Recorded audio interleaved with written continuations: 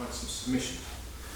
There's going to be a point where, not because the guy on the bottom knows some escapes that you perhaps don't, it's because your control's lacking somewhat.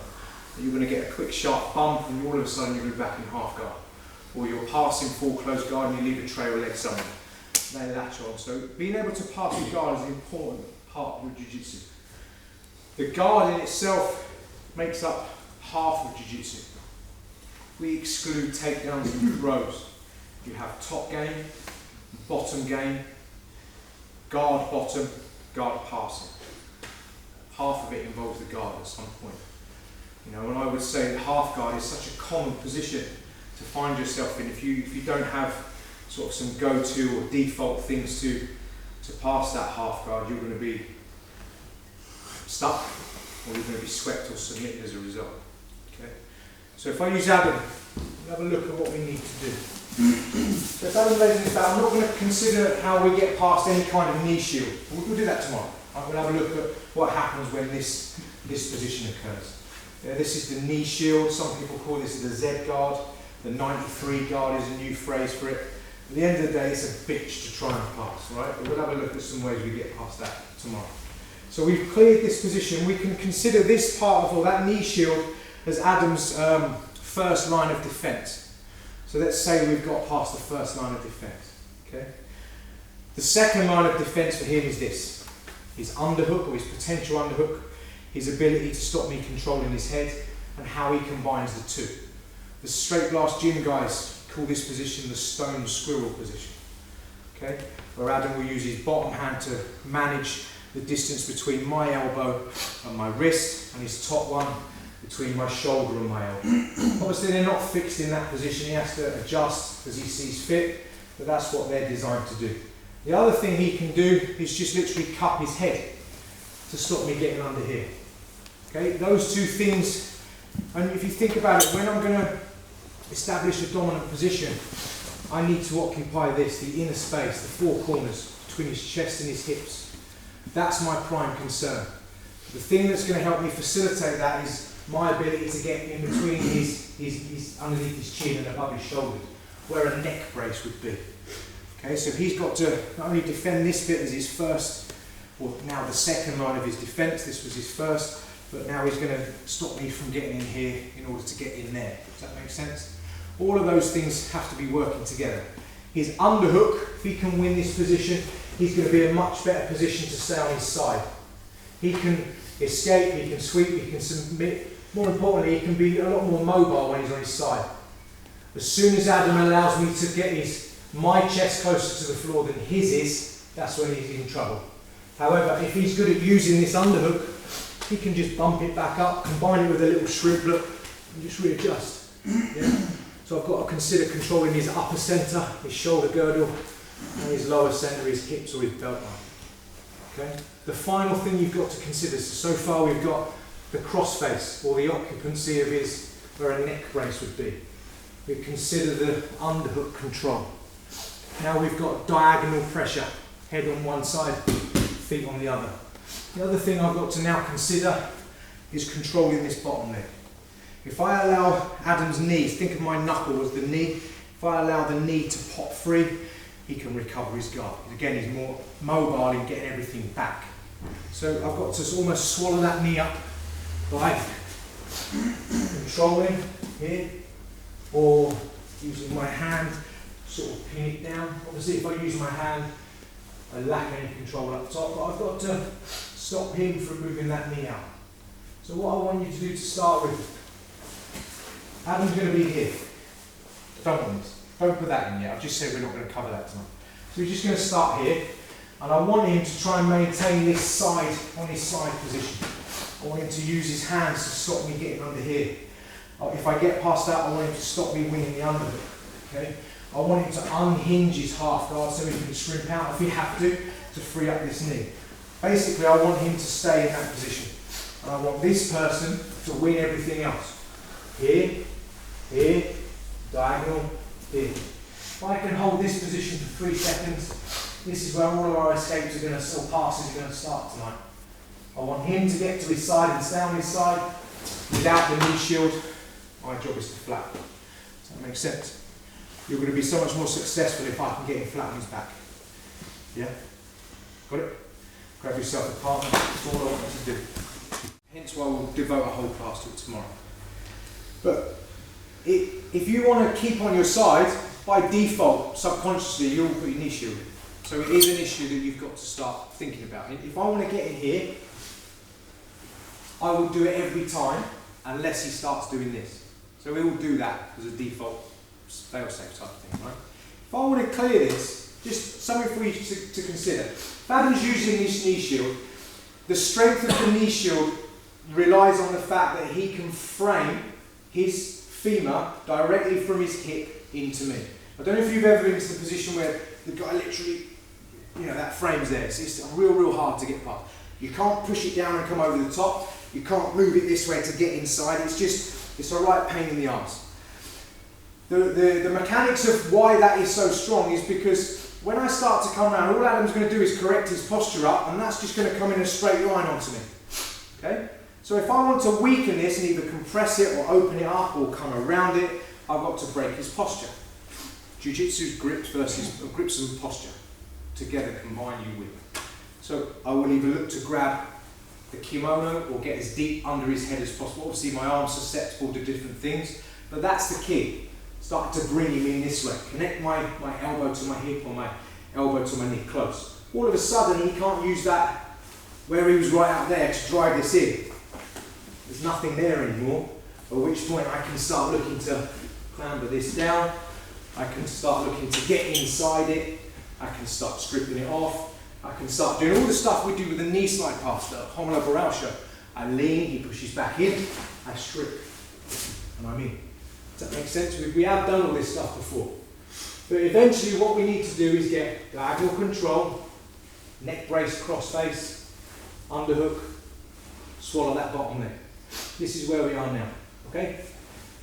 When Adam is playing half guard, if at any point he's locked that on there, he's basically saying to me, right, I've accepted the fact that you've passed my first line of defence, I'm just going to hold on for dear life. So now I know psychologically I've done the first bit. Does that make sense? So once I've got all of this, now we can start thinking about how we're going to pass. We've got to get a position first before we can pass. Position before submission, let's think position before pass. Right, slow and methodical, tick the check boxes as we go through. I've got my diagonal control. I'm controlling his leg. I've occupied the inside space. Give as much stress up here as you possibly can. But at the moment, let's just ease off so he can relax. My underhook arm. Oli Guedes taught you up here, remember? That's perfectly fine. And like I've said before, if Oli Guedes was in here now, I'd do it Oli's way. Okay? But I just prefer to go 4 fingers in here, and I will now again close my elbow to my own hip, which will bring his shoulder down. Okay? It sort of pins his shoulder to the mat. Just like if I was to untuck him like we're going to do later on, I can pin his shoulder. So my underhook, 4 fingers go in the collar, and I just close my own elbow off. Next thing, put your forehead on the mat. Don't just put it with a gap between your 2 heads. Push it towards your 4 fingers on the other side. I want to use that to keep him looking directly up. If he can move his head, he can escape. Make him look up. Here, down, there. Next thing, use my head and this hand to tripod up. I want to tripod up, even if Adam keeps his half guard on, I want to tripod my butt as high as I can. Trying to get my knee free, just my knee. If that doesn't happen, I can go here. Now my knee's free. But as soon as my knee's free, cut it to the mat. Okay? Still keeping the control up top here. Still with my elbow closed. My knee's on the mat. Adam now will try and push my knee back in. Okay? If I'm up here, he might even consider going deep half guard. Okay? So I've got to make sure when this thing starts to do something, knees down, as soon as it starts to do something, swallow it to my side. Now I can start using my free leg or just sit as much as I can to kick that off while I'm down into this position. Don't sit your butt down and stick your head up. As much as he goes, there's more escapes that he can use if I'm like this than if I'm down there. So keep everything in this position. Once my knee is free, it's like a knee on belly position. Look. knee on floor. Should be here, but I'm there. What I'm going to do now, keep my head tight, and I'm going to walk my right leg down to his hip, down to his thigh, so his hips face away from me. Next thing, clear this arm even more, preparatory to stick that in and go real tight side control. That's the whole thing I want you to do. So, half guards on this side. I've got to occupy this bit, I've got to wing underneath. Swallow that leg up. 4 fingers, tight. Head, up, up, up. Cut my knee across. As soon as he starts to grab, hug. If I have to kick off, walk his hips away, lift, side control. And then we're ready to progress. The first thing is ticked and accomplished before you move on to the next thing. Don't rush. That's one of the guard passes where it's a definite non-attribute based pass. An attribute based pass is where you're involving strength, agility, explosiveness, and you're using that to your advantage. A non-attribute pass is one that literally relies 100% on technique and tightness of technique. If your technique is slightly off in any one of those positions, he's going to pummel his arm back through. He's going to be able to bridge to make some space. So you've got to make sure that everything is ticked off before you move on to the next. Don't rush it. There are guard passes that you do rush through smoothly, yeah, but that's flexibility is a reason why you can do that. You know? Proper technique, methodical pass. And the same applies to this one. If you think about what that one involved, it was diagonal pressure to keep him flat on his back, and the mechanisms I used to keep him flat on his back, to control his lower centre, or stop him shrimping away, was to swallow his bottom leg, the knee of his bottom leg, right? Upper control was the underhook and the crossface. Think of control as a neck brace and to occupy these 4 corners, okay? We're going to do all of those things again. So I'm controlling this bottom leg, and incidentally, I don't, there's a few ways I can control this. I can go forward and swallow it up once I hit the position. And there's a guy called Kane Prevost, who's one of Cole Tanswell's mates, and he's done a whole series on controlling this leg prior to getting there. Really, it's something where you just literally sit here. Sometimes you'll fold that leg up completely underneath, so you can control this leg. Try and move your leg away without even being on top. You know, so just Google him. Kane Prevost. He's a straight class gym black belt, Oregon based. Really, really good ways to control that leg before you even get there. Okay, but the way we did it, we went there and controlled this secondary. Does that make sense? Now, I've got here. I'm just now finding it hard to get neck brace position, underhook, and I'm here. Okay. So what am I going to do? Well, I'm going to start to think of a different way to control his shoulder down. So I'm going to use, instead of having an underhook, because I can't get underneath there, he's doing a real good job, I'm just going to use this gi. Yeah, the gi's a brilliant tool to sort of just stick underneath his armpit. And that's all I'm doing, I'm literally just punching that way. The thing I've now got to consider is how I'm going to feed it into this hand. So if I can, I might pummel through, and start to grab. Get as much of it as you can in one go. You can always feed it through afterwards. But now what I can do is I can pull that with my wrist, I can drive this across, diagonal pressure again, and then I just swallow up that bottom leg as a secondary thing. Okay? Now, because I have control of it, and I'm not using this hand with my 4 fingers, it's now going to be hard for me to put my head that way, do the first pass. This grip inhibits my movement with my head. So I've got to think of another way. Okay? So, what we're going to do, still controlling that bottom leg, Adam's going to have his half guard on. Again, he's accepted my position. I'm just going to drop my far hip down. Boom. And I want to drop it between his knee and his elbow. If he keeps his elbow in, it's something that I want to start thinking about. If his elbow's in, maybe I just drop and then start working it back up this way. Okay? He has this half guard position. Right? Now all I've got to consider, keeping this pressure up the top, that's the key. I've got to keep pressure here as almost like a distraction while I free up everything down here. The problem I've got again is the knuckle of my knee, let's say, is stuck in. I've got to free up my knee. So my foot is going to go heel, toe, until I get this as vertical as I can. Now I'm going to come with my hand, not on the inside. That involves quite a lot of movement. And if Adam's arm's long enough and free, he can grab just the material. Now I'm like, down. So just come to here. Again, don't flare your elbow. Keep it tight, but just come here. Because now what I'm going to do is I'm going to free up the knuckle of my knee just to there. Once I've got the knuckle of my knee out, job done. So far anyway. Okay? That's the first thing.